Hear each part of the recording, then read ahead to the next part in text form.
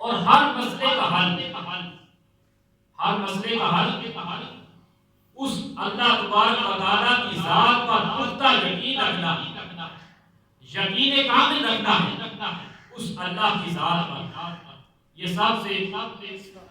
مسائل کا حل ہے۔ فرعون کے بڑے دربار میں فرعون کا دربار لگا ہوا تھا، بڑے دربار میں ایک شخص کھڑا ہو گیا اور اس نے اس کے منہ پر بڑی سخت بات کہی اور اس نے حق گوئی اور سچ گوئی کی اعلیٰ ترین مثال قائم، اور اس کو معلوم بھی تھا کہ میں جو بات کر رہا ہوں اس کے بدلے وہ مجھے کڑی سے کڑی سزا دے گا، حتیٰ کہ میرے قتل سے بھی وہ باز نہ آئے گا۔ لیکن اس شخص نے سچ گوئی اور حق گوئی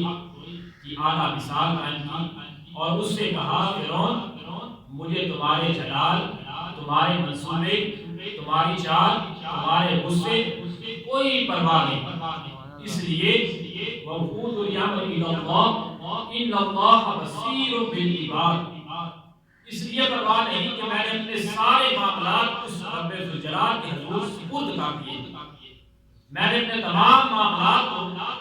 اپنے تمام حالات و واقعات کو اس رب ذوالجلال کے حضور سپرد کر دیا، وہ میرے حالات سے باخبر واقف۔ جب بندے کے اندر یہ اعتماد آ جائے، یہ حوصلہ آ جائے، یہ بھروسہ آ جائے، اس رب ذوالجلال کی ذات پر پختہ یقین اس کا ہو جائے، تو پھر بندے کو اللہ بھی تنہا نہیں چھوڑتا، پھر بندے کی وہ مدد ضرور کرتا۔ قرآن مجید میں آتا ہے وَوَفَاءَ اللَّهُ سَيِّئَاتِ مَا مَكَرُوا، پھر اللہ تبارک و تعالیٰ نے اس بندے کی مدد کی اور فرعون کی سازش اور چال جو اس بندے کو قتل کرنے کا منصوبہ اس نے بتایا تھا، اس چال سے اللہ نے اس کو بچا لیا۔ اور فرعون اس کے لشکر کا کیا ہوا؟ وَحَاقَ بِآلِ فِرْعَوْنَ سُوءُ الْعَذَابِ، اس کو ایک بڑے عذاب نے آ گھیر دیا اور اس کے لشکر کو پانی میں غرق کر دیا گیا اور نشان عبرت بنا دیا گیا۔ تو حضرات یہ بندے کی اس بندے کی اللہ تبارک و تعالیٰ پر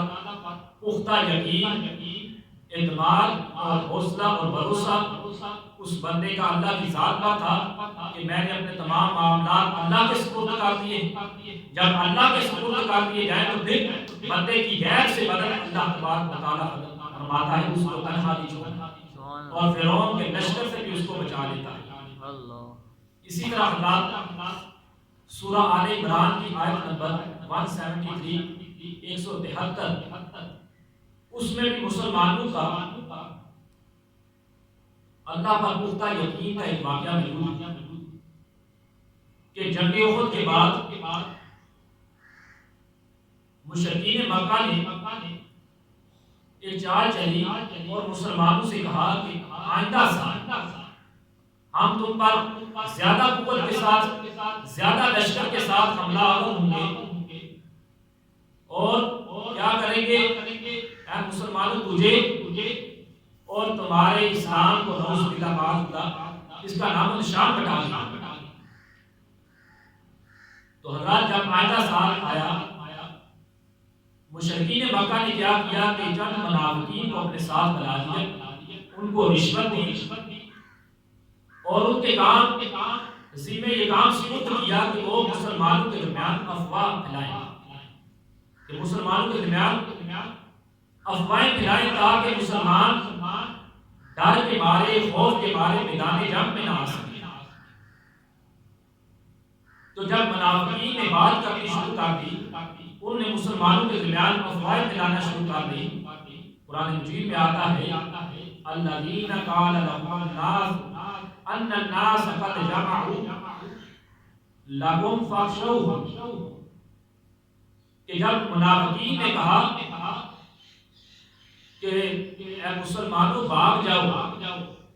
تم پر مشرکین مکہ ہزاروں کا لشکر لے کر حملہ آور ہونے والے، وہ بڑی قوت اور طاقت کے ساتھ تم پر حملہ آور ہونے والے، اور تم اس لیے کیا کرو؟ فاخشوہم، بھاگ جاؤ، ڈاک جاؤ، اپنے آپ کو بچا دو۔ جب یہ باتیں منافقین کی مسلمانوں نے سنی تو ان کا اعتماد اور حوصلہ جو اللہ کی ذات پر تھا وہ پہلے سے زیادہ بڑھ گیا تھا۔ ان کا ایمان اور زیادہ بڑھ گیا، ان کے ایمان میں اور زیادہ اضافہ ہو گیا، اور انہوں نے کہا وَقَالُوا حَسْبُنَا اللَّهُ وَنِعْمَ الْوَكِيلُ، وَقَالُوا حَسْبُنَا اللَّهُ وَنِعْمَ الْوَكِيلُ، انہوں نے کہا کہ ہمیں اللہ کافی ہے اور اللہ اتنا ہی اچھا کارساز ہے۔